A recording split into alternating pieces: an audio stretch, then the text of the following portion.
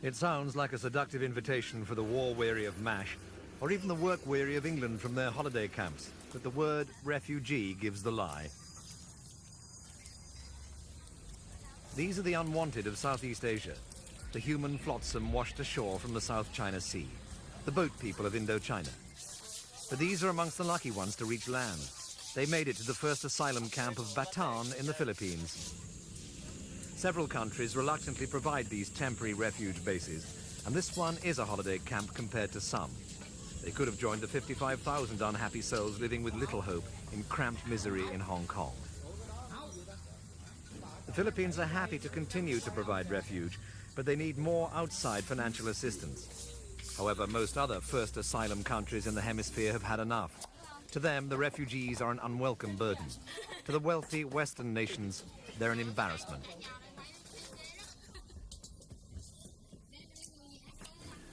Nuisance or embarrassment, their plight was discussed at a recent two-day workshop organized by the UN's High Commission on Refugees. Held in the Philippines' capital, Manila, 26 interested countries attended. The Southeast Asian nations claimed that the continued stay of some 100,000 refugees was intolerable.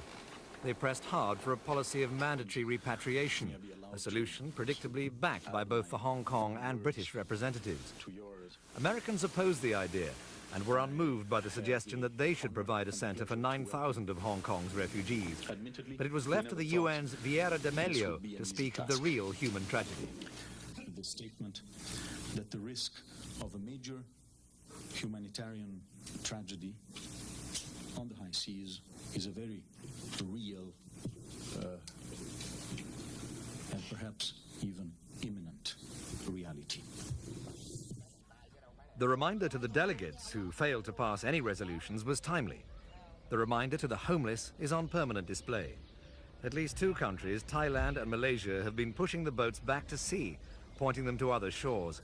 Several passengers have perished on the way. Meanwhile, although no one has anything to crow about, an effort to relieve the pressure in Hong Kong's camps has been started. Great Britain has contributed $5 million for a new centre on a site nearby. It's planned to accommodate a further 8,000 refugees there. But like these people in limbo whilst they wait to be screened, those plans are facing financial problems. Some here, though, accept them philosophically.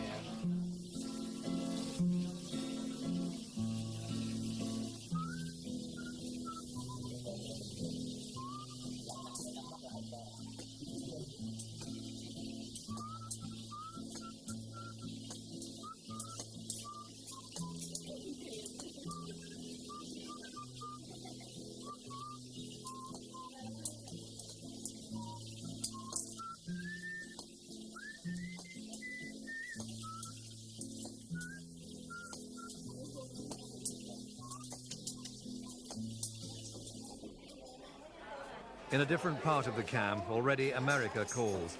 Although all refugee camps are under the auspices of the UN High Commission for Refugees, the service and style for the people's next stop starts here. The upmarket restaurant for those whose future has been settled is part of the preparation. 17,000 refugees in the Philippines are awaiting transfer to the United States, and although spending money to most is intuitive, the currency has to be learned. Every person in the Bataan camp is guaranteed 3 meals a day and free medical care. Far more than they could expect in Vietnam. Indeed, local Filipinos reacted to the treatment the refugees were getting, and now they too are accepted into the hospital. These are the political refugees, deemed legitimate in the eyes of the host nations, and whilst they can relax and enjoy their security, the others, the so-called economic refugees, victims of America's strict trade and aid embargo on Vietnam, can only wait and watch uncertainly from the wings.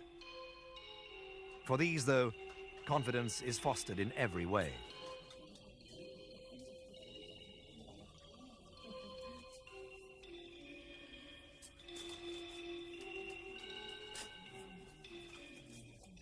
The spirit of free enterprise is cultivated here at Camp Bataan.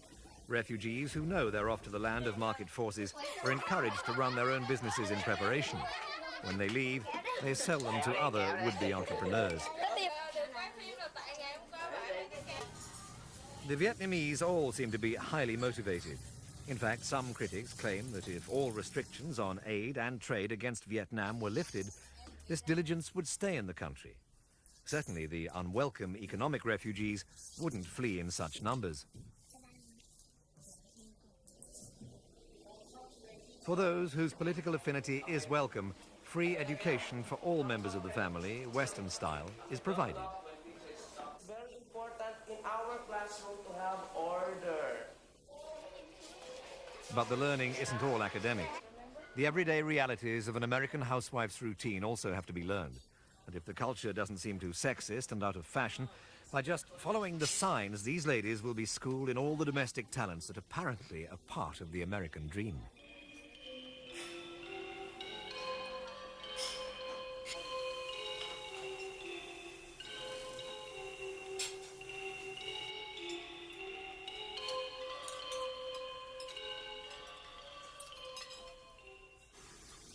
For these, though, the dream is over. They were screened out and disqualified from a new life in America. Rather than sit around and wait for the politicians, they're returning to Vietnam voluntarily. In the last 12 months, from all the camps, more than 2,000 have chosen this course. Many of the returnees have very similar stories of why or how they came.